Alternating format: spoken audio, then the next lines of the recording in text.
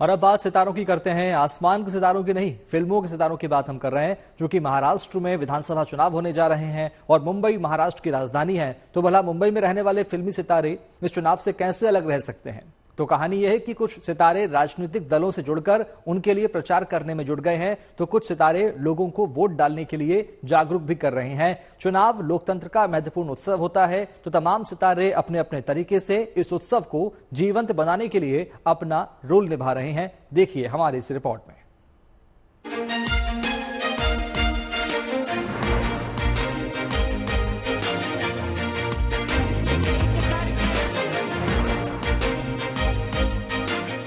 मुंबई में मुंबा देवी के धाम से निकल रहे अभिनेता गोविंदा यहां केवल देवी माता की पूजा के लिए नहीं आए हैं, बल्कि महाराष्ट्र विधानसभा चुनाव के प्रचार अभियान के दरमियान यहां से दर्शन करके निकल रहे हैं।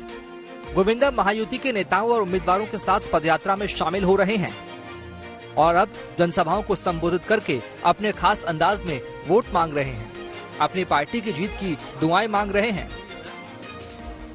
माई से ये प्रार्थना की है, मुंबा देवी से,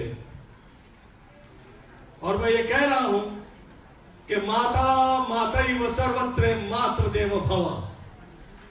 मां ही है जगत में, ना उससे ऊपर कई शक्ति है, ना उससे बड़ी शय है, और हो ही नहीं सकती। और हुआ करती तो मुझ जैसे अनपढ़ लोग गोविंद से गोविंदा कैसे हो जाते हैं।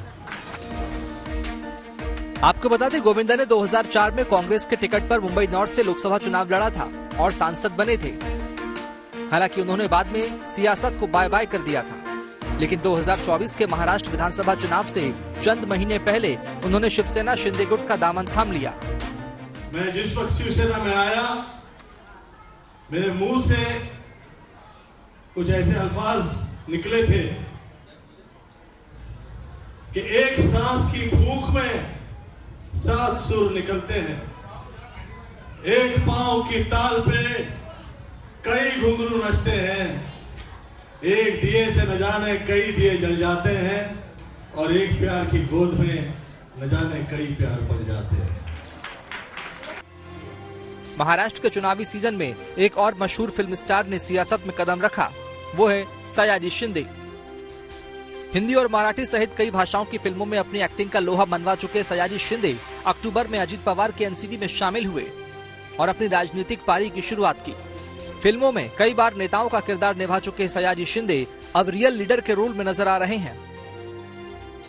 एनसीपी ने स्टार प्रचारकों की अपनी लिस्ट में भी इन्हें शामिल किया है। जो अच्छा काम किया है वो लोगों के सामने लेके जाएंगे, जो अच्छा करने वाले हैं वो लोगों के लेके सामने जाएंगे और लोगों को अच्छी तरह से कन्विंस करेंगे।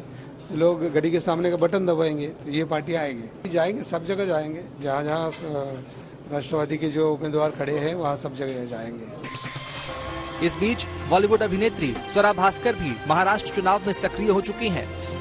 स्वरा भास्कर के पति फहद अहमद मुंबई की अणुशक्ति नगर सीट से एनसीपी शरद पवार गुट के उम्मीदवार हैं।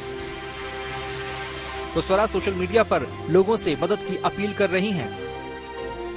यहाँ तक तो बात सितारों की सियासत की हुई। अब आपको बता दें कि कई फिल्मी सितारे महाराष्ट्र चुनाव में लोगों से जमकर मतदान करने की अपील भी कर रहे हैं और लोकतंत्र के लिए अपनी प्रतिबद्धता पेश कर रहे हैं। 20 नवंबर को हमारे स्टेट के इलेक्शन है। मैं सबसे गुजारिश करूंगा कि प्लीज आप 10 मिनट का काम घर से बाहर निकलिए, 10 मिनट में वोट कीजिए, बट वोट जरूर कीजिए। बिकॉज जैसे मैंने अभी कहा कि अगर किसी को लगता है कि हम लोग फायर नहीं फ्लावर है, तो हमारी उंगली में पावर है, उंगली का इस्तेमाल कीजिए। सबसे ये बाहर आए 20 नवंबर को, ये बहुत ही महत्वपूर्ण दिन है हम सबके लिए, और आप बाहर आए और वोट दें, बहुत जरूरी है हमारे महाराष्ट्र के लिए। बहुत बहुत धन्यवाद।